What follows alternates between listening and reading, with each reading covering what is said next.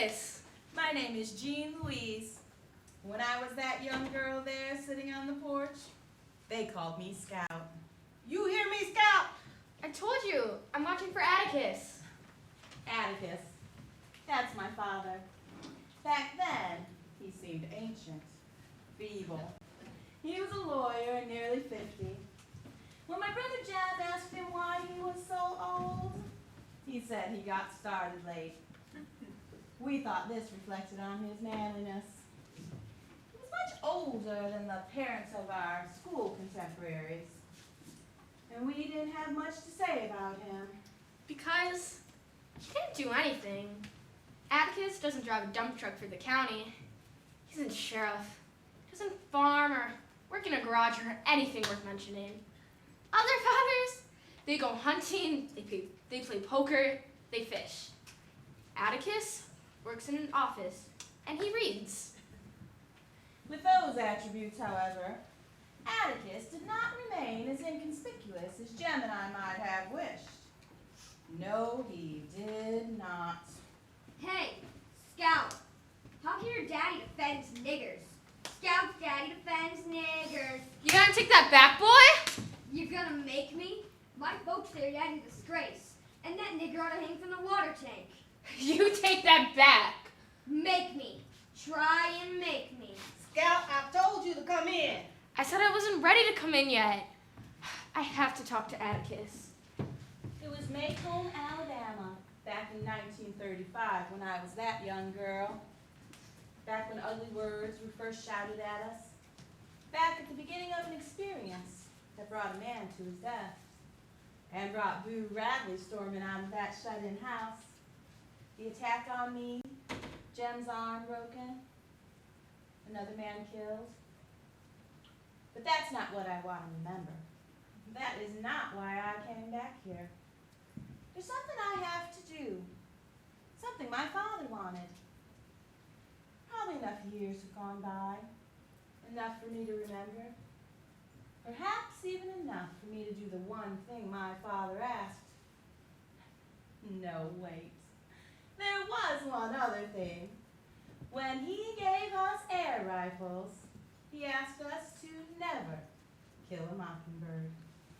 Your father's right. Mockingbirds just make music. They don't eat up people's gardens, don't nest in corn cribs. They don't do one thing but sing their hearts out. That's why it's a sin to kill a mockingbird. Miss Maudie, this is an old neighborhood, ain't it? Been here longer than the town. No, I mean, the folks are old. Gemma and I's the only children. Miss Dubussé is close on 100, Miss Crawford's old, and so are you and Atticus. I ain't being wheeled around yet, young lady. Neither's your father. You're lucky. You and Jim have the benefit of your father's age. If your father was 30, you'd find life quite different. I sure would. Atticus can't do anything. You'd be surprised. There's life in him yet. What can he do? Quite a lot. Seems to me you'd be proud of him. Why? The way some folks are going on about it, you'd think he was running a still. I have to talk to him. We lived over there. Atticus, my brother Jem, and Calpurnia, our cook. Calpurnia was all big bones and curves. She helped raise us. I told you to come in and get washed before your father gets home. I have to talk to him. Your brother's already washed. Why you don't behave as well as Jim? Because he's older than me and you know it. Get in there. Calpurnia's hand was as hard as a bed slab. My mother died when I was 2, so I never felt her absence. But I felt Calpurnia's tyrannical presence for as long as I could remember. The water's too high. Keep scrubbing. Even in 1935, Macomb was a tired old town. In rainy weather, the streets turned to red slop. Grass grew on the sidewalk, and the courthouse sagged in the square. Oh, that's how you take the sheriff and Judge Taylor.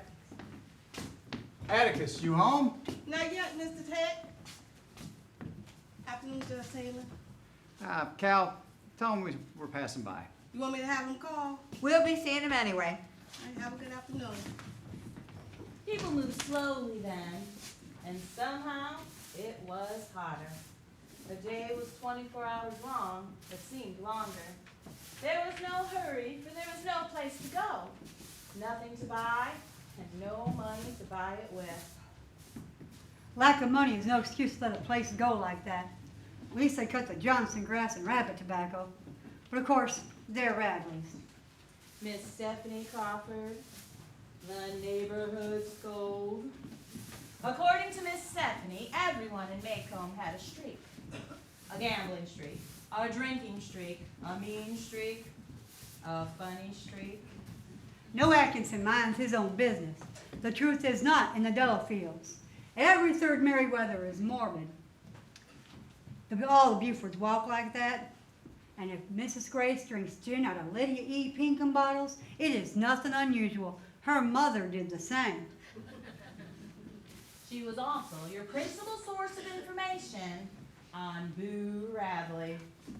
When that boy was in his teens, he took up with some bad ones out of Old Sarum.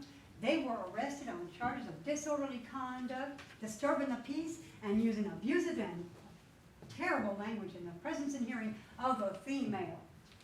Boo was released to Mr. Radley, who shut him up in that house, and he wasn't seen again for 15 years. I'd have to ask as she intended. Miss Stephanie, what happened 15 years later? One day, Boo was sitting in the living room cutting out some items out of the Maycomb Tribune for his scrapbook. Well, when his father passed by, Boo drove his scissors into his parents' leg, pulled them out, whacked them on his pants leg, then proceeded with his activities. Boo was then 33. Mr. Rowdy said no Rowdy was going to go to any insane asylum. So Boo was kept up in that house to where he is to this very day. How can you be so sure? How do you know he's still in there? Because I haven't seen him carry out yet. My brother Jem and I had never seen him, and when we did, we were in no condition to notice, being in fear for our lives. People said Boo Radley only came out at night when the moon went down. If azaleas froze in a cold snap, it was because Boo Radley breathed on them. The tall Radley pecan trees shook their fruit in the adjoining schoolyard in the back. The nuts lay untouched. A Radley pecan would kill you. A baseball hit in the Radley yard was a lost ball. No questions asked. Oh. That's my brother Jem, before the fight when his arm was broken. Alabama must be playing in the Rose Bowl, and Jem just scored the winning touchdown. Where are you going this time of day, Jeremy Finch? Playing hooky, I suppose. I think I'll just call your principal and tell him. Oh, it's Saturday, Mrs. Dubosay. Does your father know where you are? Of course he does. Maudie Atkinson told me you tore down her Scuppernong arbor this morning. She's gonna call your father, and then you'll be sorry you ever saw the light of day. I haven't been near her Scuppernong arbor. Don't you contradict me! Oh, if you're not sent to reform school before next week, my name's not Dubosay. Oh. Mrs. Henriette Lafayette Dubosay. If she were on that porch when Jem or I passed by, we'd be raped by her wrathful gaze, subjected to ruthless interrogation of our behavior, and given a melancholy prediction of what we'd become when we grew older, which was always absolutely nothing. We hated her, but we had no idea she was fighting her own hard battle. Miss Cal? The Reverend Sykes of the First Purchase Church named the First Purchase because it was paid for with the first earnings of the freed slaves.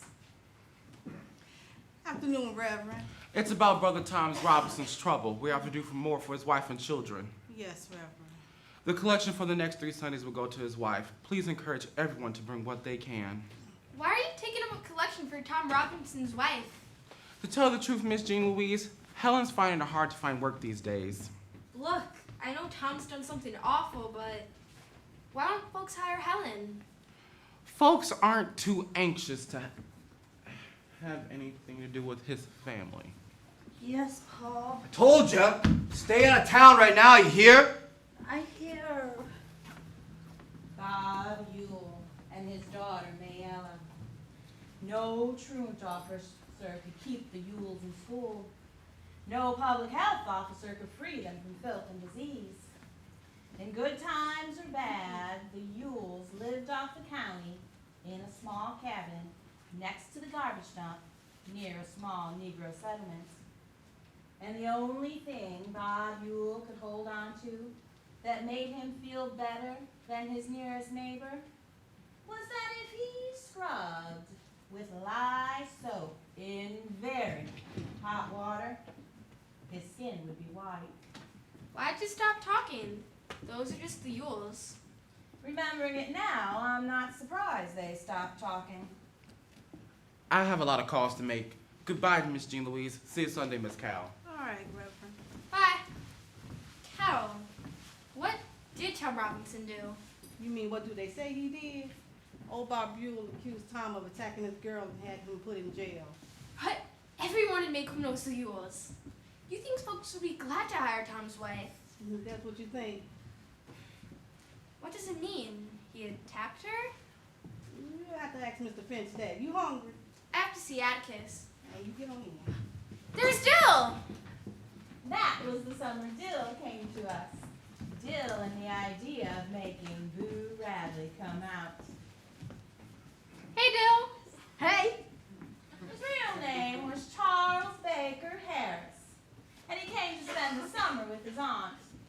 To us, Dill was a pocket merlin whose head teemed with eccentric plans, strange longings, and quaint fancies. He was to become my childhood fiancé. Wasn't too bad for a girl, even if he wasn't very big. I'm little, he once said, but I'm old. You watching for your father? Yeah. What about your daddy? What do you mean? You never say anything about him. I ain't got one. Is he dead? No. Then you got to have one, haven't you? Never mind her, Bill. If his father isn't dead, how can he say he hasn't got one? Scout. Nathan Radley. When old man Radley died, people thought Boo would come out. But they had another think coming. Boo's older brother, not Nathan's, Boo's older brother, Nathan, that's him, moved in and took the father's place. At least Nathan Radley would speak to us. How do you do, Mr. Nathan? Afternoon. Looking back for a good place to begin, it would probably be what happened next. Now Boo Radley's in there all by himself. Wonder what he does. Looks like he'd stick his head out the door sometime. He comes out when it's pitch dark. I've seen his tracks many a morning, and one night I heard him scratching on the back screen. Wonder what it looks like. Judging by his tracks, he's 6.5 feet tall. He eats raw squirrels and any cats he can catch. His eyes pop, and most of the time he drools. Let's make him come out. Make Boo Radley come out? If you want to get yourself killed, all you have to go and do is knock on that door. You're scared. Too scared to put your big toe in the front yard. Ain't scared, just respectful. I dare you. You dare me? Don't go near it, Jem. You gonna run out on a dare? Well, let me think a minute. Just touch the house. I dare you. Touch the house. That's all. He'll probably come out after you. Then Scout and you'll jump on him and hold him down till we can tell him. We just won't look at him. Well, Don't hurry me.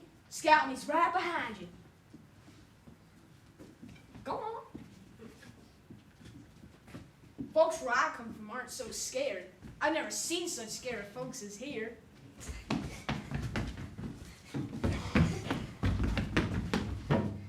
So there. Someone at the window! Look at the curtains! He saw me. He was watching me. Don't ever do that again. Why, with Atticus so old, if you got killed, what would become of me? Where'd you get the chewing gum? Oh, stick it in the knot hole. That tree? Spit it out right now. But I was just getting the flavor. Suppose it's poison. Suppose Boo Radley put it there. You go gargle. Take the taste out of my mouth. Let's throw a pebble against the door. And as soon as he sticks his head out, we say we'll buy him an ice cream. That'll seem friendly. Maybe if he came out and sat a spell with us, he'd feel better. How do you know he don't feel good now? How would you feel if you've been shut up for 100 years with nothing but cats to eat? Of course, rather I throw the pebble. Better leave it to me. Don't throw a stone at the Radley house. I guess I just gotta keep on showing you. Atticus! Your father! Just what you were about to do? Nothing. I don't want any of that. Tell me. We were. I was gonna throw a stone at the Radley house. Why? Because, sir, we thought he might enjoy us. Let's see. Son, I'm going to tell you this and tell you one time. Don't bother that man. But why doesn't he ever? What Mr. Radley does is his own business. If he wants to stay inside the house, he can stay inside, away from any inquisitive children. How would you like if I came barging into your rooms without knocking? That's different. Is it? Because we're not crazy. What Mr. Radley does might seem peculiar to us, but it doesn't seem peculiar to him. Anybody who stays in their house. I'm going to tell you something. I'm going to ask you to do something. And if you do it, you'll understand a lot better. You'll get along a lot better with all kinds. You see, you never really understand a person until you consider his point of view. Sir? Until you crawl into his skin and walk around in it. You want us to consider things from Boo Radley's point of view? He means everyone. You stay out of this. Oh, he's right. But I guess you don't understand. I've got a much better plan. See you. Hey, Walter. Walter Cunningham. Regardless of any plans, you're to stay away from that house unless invited. You understand? This is for you, Mr. Finch. Turnip greens. Thanks, Walter. I'd like to pay you cash for your services and all, but with the Oh. mortgage and the entailment and This will do everything. just fine. Go give this to Calpurnia, okay? I'd say your debt is paid. You put in a lot of time. Let's see. First, you had you gave us the stove wood in the backyard, right? And then there was the sack of hickory nuts, I think. And then at Christmas time, there was a crate of smilax and holly. And then now the turnip greens? I'm more than paid. If you say so. Your boys in my class at school, Mr. Cunningham. We had a disagreement the other day. I have a few with that boy myself, little lady. I didn't beat him up that bad. If he can't defend himself against a girl, he's just gonna have to take it. Much obliged, Mr. Finch.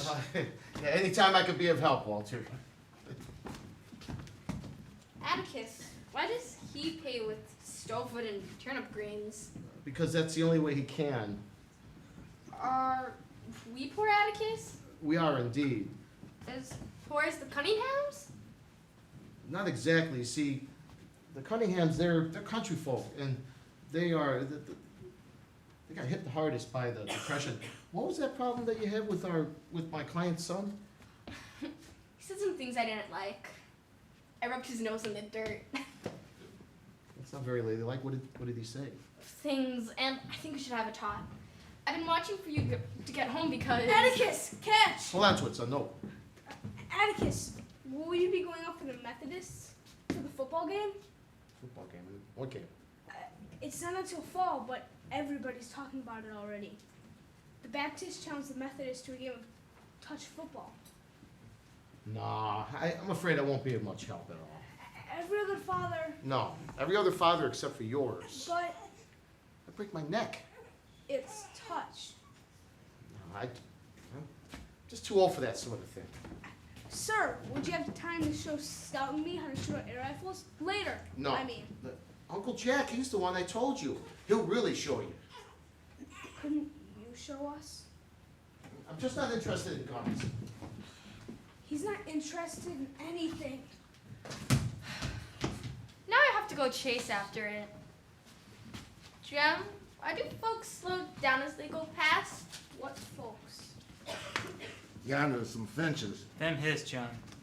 Well, he cares. Blacks can run loose and rip up the countryside.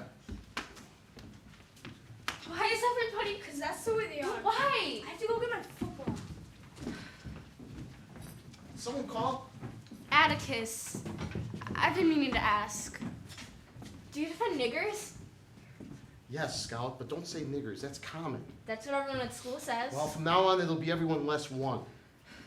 Do all the lawyers defend Negroes, I mean? They do? Then why do the kids at school make it sound like you're doing something awful?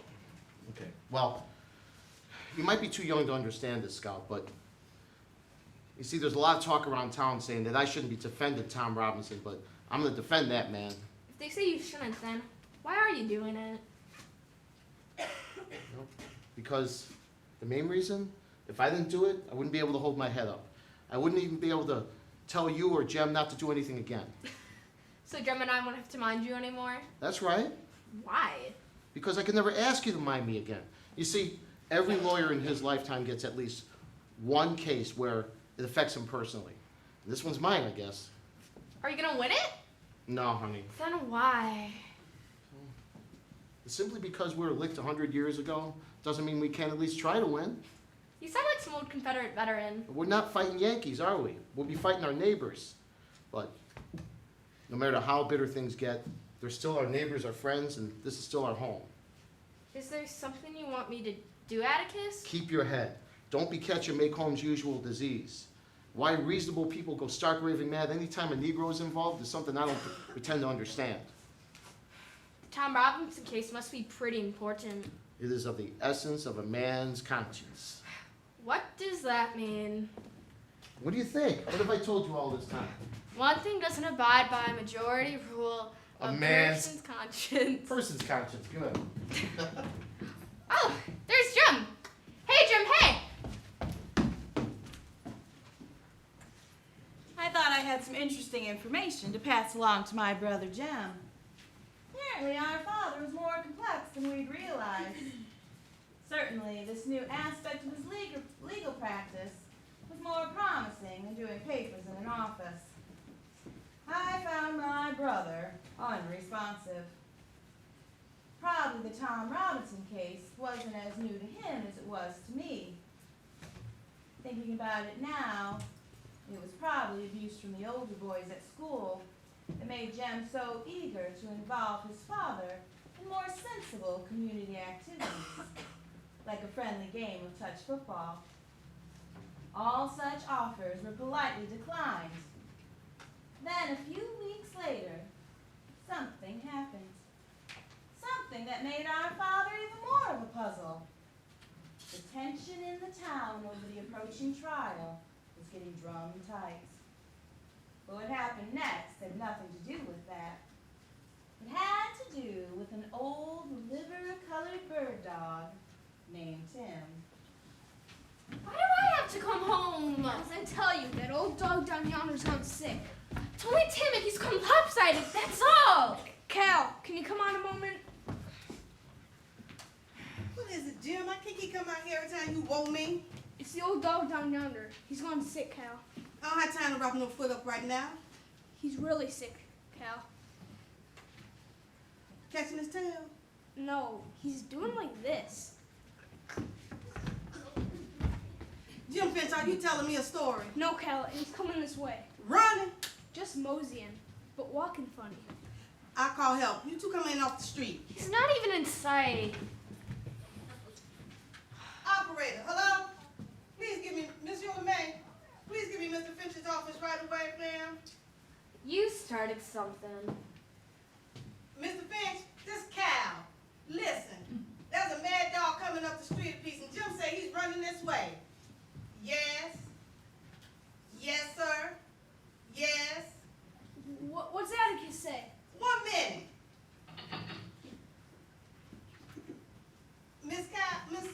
That's me.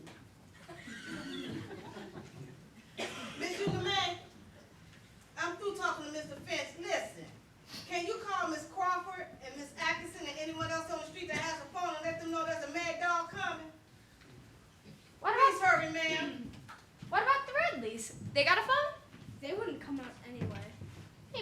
in. Better call out to him. Listen, you go back and you stay. Just want to shout to the Radleys. Go back. Come on. Mr. Nathan, Mr. Boo, Mad Dog's coming, Mad Dog's coming. Hear me stay in the house, Mad Dog's coming. She's not scared one bit. There he is! Cal, I see him! Both of you inside. That Tim gone mad, all right. Mr. Radley, he's coming now!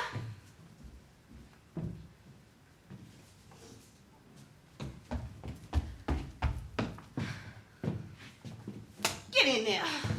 You always pick on me. You had it coming. He's moving slow as a snail. What you got there? Oh. Found it in the Radley tree. The Radley tree? Yeah. 2 pennies. I'll look it up. Those are Indian heads. They're valuable. They're supposed to bring you good luck. Why would someone leave valuable Indian heads? They're mine. You know, I risked my life out there. Tim's walking like his front legs are shorter than his back ones. We assume that Atticus returned to competent authority in this dangerous situation, and our assumptions were to prove correct.